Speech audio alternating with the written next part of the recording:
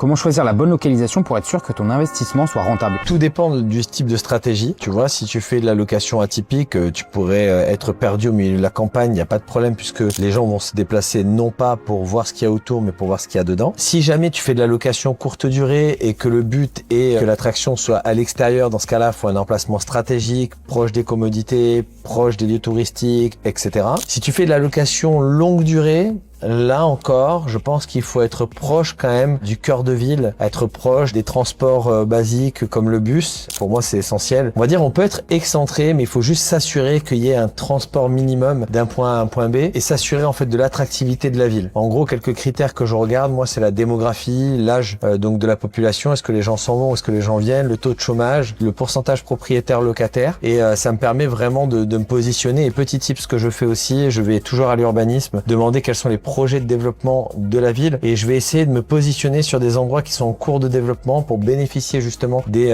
nouveaux amenities, des nouvelles structures qui vont être créées pour faire augmenter la valeur de mon patrimoine de manière mathématique.